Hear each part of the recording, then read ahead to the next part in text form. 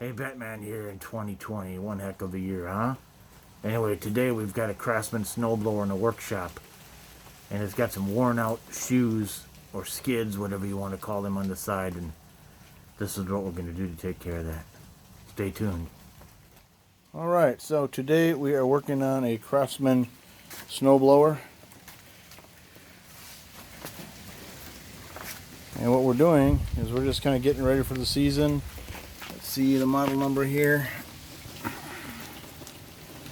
There you go. I got the thing runs great. Just getting ready for the season. And the last thing I have to do here is to flip those shoes over. And what I mean by that is that today's snowblower shoes are made out of plastic or poly or something like that, and they get a little worn thin. And so what I'm going to do is basically just flip this upside down, because this is really thin down here and this is still good and thick like new up there. So we're just going to take that off, flip it upside down. Alright, so in this case there's only two bolts holding that on right there, and they're carriage bolts, which means that they're round on one side and they have a locking nut on the other, or a nylock, and that's a 1/2 inch nut. So we're just going to remove that.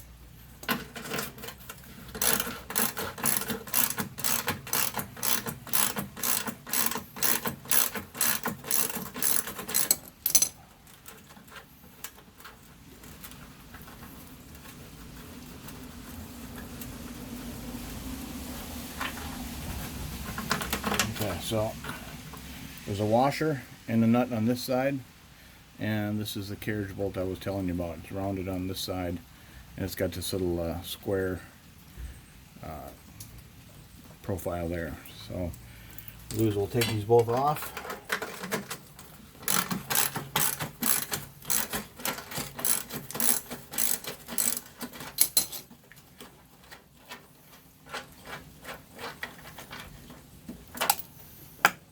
Okay, got a little dirt on it because I was sitting in the mud, but you'll see how it's tapered like that. What we're going to do is we're going to flip it over like this, and we're going to run on the bottom, the new side here. So that's all we got to do. Flip it over, slide it back in place.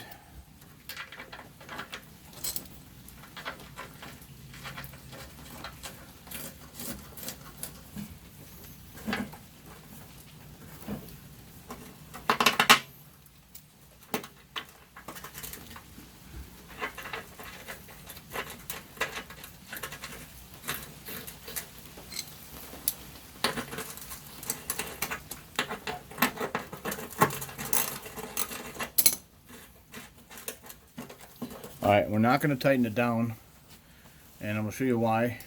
First, I'm going to go on the other side. I'm going to loosen that one, flip that one over, and then I'll show you why we're not going to tighten it down just yet. Just want to show you this other one too. Look how worn that is on that edge. So, time to flip them around. Alright, now here's why you want to keep those loose right here. Because what we want to do is we want to put a gap. The scraper blade on the bottom, I mean, unless you really like to scrape down on the concrete or asphalt and it's super smooth, go right ahead and let that baby scrape. But for people who don't want that to be catching on stones and uneven surfaces, I give myself a couple of there's 4 here, paint mixing sticks. And what we'll do is we'll stack up a couple of them like this, and we'll put them underneath here.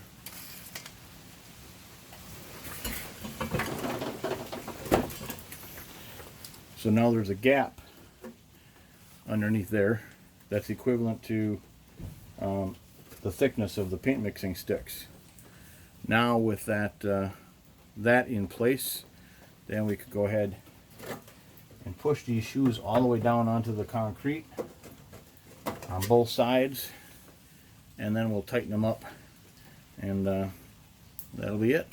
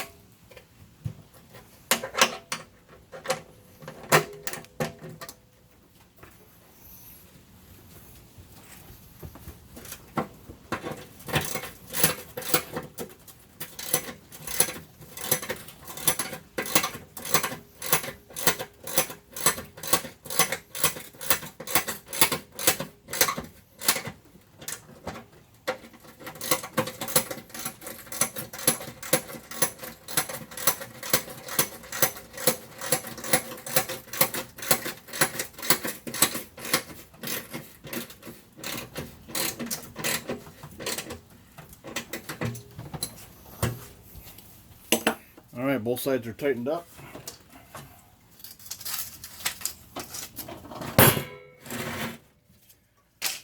And we take a look at the front here. Get you out of the tripod.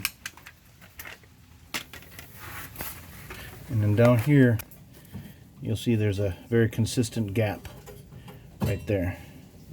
Now you can make that gap whatever you want depending on the size of your gravel or how uneven the surface is that you're going to be using this machine on. But this is what I've done. So if that helped you out, happy to help. All right, thanks for watching.